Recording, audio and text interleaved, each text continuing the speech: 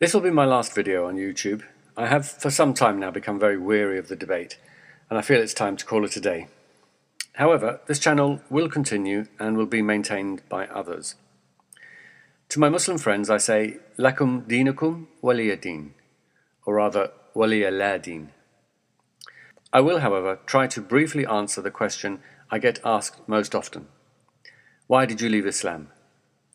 It wasn't one particular issue or argument that led me to lose my faith, though there were many that had a powerful effect. Nor was it that I discovered anything new about Islam that I didn't already know. It was basically because of a change in perspective. I started to take a much more critical look at Islam.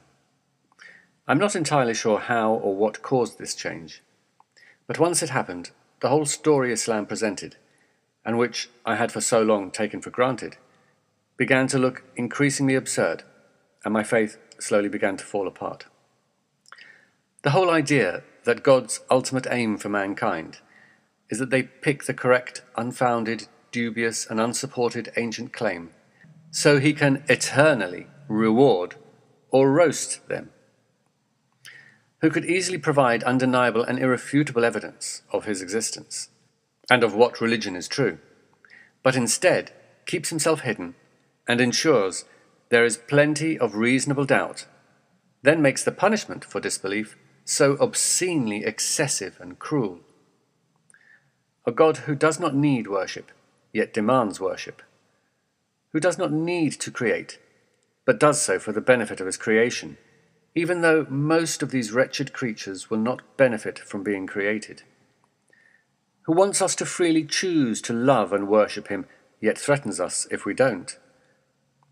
A parochial God who ignores most of the world in favour of a small area of desert, who did his best stuff 2,000 years ago, then took early retirement 1,400 years ago, who sent 3 crucial books but allowed the first 2 to be terribly corrupted before deciding he'll protect the third one, which of course he could have done from the start, avoiding massive schisms and lots of people having to be boiled, roasted, barbecued, and various other delightful recipes from his cookbook, who will make his messages so ambiguous, misunderstood, and easily misinterpreted that people will forever be arguing and killing each other over it, who will make the descriptions in his book, like Adam and Eve, look as if they contradict the scientific evidence, whose test basically involves killing, starving, maiming, and afflicting these poor creatures with disease, disaster, and congenital defects, then punishes them if they lose faith in him, who will allow the fundamental criteria for success or failure in this test to largely rest upon where or to whom you are born. But without doubt, the crushing blow to my faith was hell.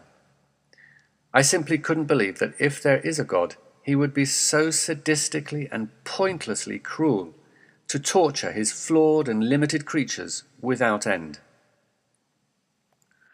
Boiling fluid will be poured down onto their heads, which will melt what is in their bellies and skins. For them will be hooked rods of iron.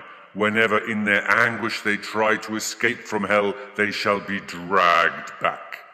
A fire which encompasses them like the walls and roof of a tent will hem them in.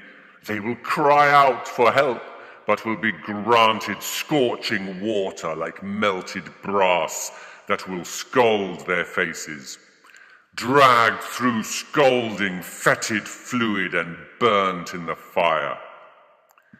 As often as their skins are roasted through, we shall exchange them for new skins. No food except pus. The tree of Zaqqum will be the food of the sinners. Like molten brass it will boil their insides, like the boiling of scalding water. It will be said, seize him and drag him into the midst of the blazing fire, then pour over his head the torment of the boiling water. They will be given boiling water to drink that tears their bowels to pieces. Never will it be eased off them, nor will they be reprieved. Never will they get out. Hell for all eternity.